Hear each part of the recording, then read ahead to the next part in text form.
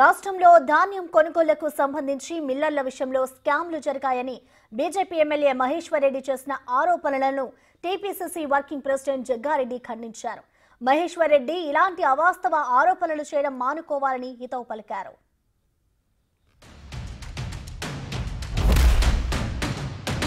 ముఖ్యమంత్రి గారిని నేరుగా అడుగుతా ఉన్నాను. ఈ కుంభకోణం సామాన్య ప్రజానీకం రక్తం దాగినటువంటి కుంభకోణం. సామాన్య ప్రజానీకం ఎంతో కష్టపడి పండించినటువంటి రైతాంగం దగ్గర దోచుకున్నటువంటి ధాన్యం ఒకవైపు అయితే, మరోవైపు మీరు కొనుగోలు చేసి మీరు సీఎంఆర్ కింద ఇచ్చినటువంటి ధాన్యాన్ని బిల్లింగ్ చేసి మనకు రిటర్న్ ఇవ్వకుంటే ఆ కోట్ల రూపాయలకు ఈ ప్రభుత్వం వడ్డీ కడుతున్న మాట వాస్తవం కాదా? మరి మీ స్టాకు రైస్ మిల్లర్ దగ్గర ఉంటే ప్రభుత్వం ఎందుకు వడ్డీ కట్టాలి? ప్రభుత్వం దేనికోసము ఈరోజు వాళ్ళ బాధను భరిస్తూ ఉన్నదో, దీని వెనుక ఉన్న మతలబేందో ఉత్తమ్ కుమార్ రెడ్డి గారు, వారితో పాటు చౌహాన్ గారు కూడా సమాధానం చెప్పాలని చెప్పి నేను అడుగుతా ఉన్నా.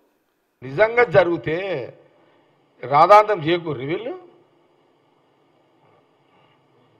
ఇది వాస్తవం కాదు కాబట్టి వాళ్ళు ఏదో మీడియాలలో మాట్లాడుతున్నారు, దీని మీద కొంత ఫోకస్ చేసుకుంటున్నారే తప్పితే ఇది వాస్తవాన్ని కూడా 101% ఇవన్నీ అవాస్తవాలు, ఇవన్నీ తప్పుడు ప్రచారాలు, లేనిది ఉన్నట్టుగా చిత్రీకరించడమే బీజేపీ ఫ్లోర్ లీడర్గా మహేశ్వర్ రెడ్డి ఒక ప్రణాళిక పరంగా మీడియాలో అతను మాట్లాడుతున్నాడు.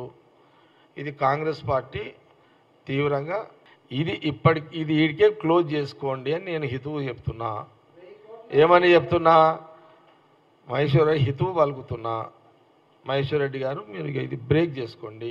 ఇది ఆధారాలు లేని అభియోగాలు, ఆధారాలు లేని ఉత్తమ్ కుమార్ రెడ్డి గారి మీద అభియోగాలు. మీరు బ్రేక్ చేసుకోండి. మీరు మళ్ళీ నేను మాట్లాడిన కదా, మళ్ళీ మీరు ప్రెస్ మీట్ పెడతారు, మళ్ళీ మీరు పెడితే ఆయన పెడతాడు, నేను పెడతా చెప్తున్నా. ఇప్పుడు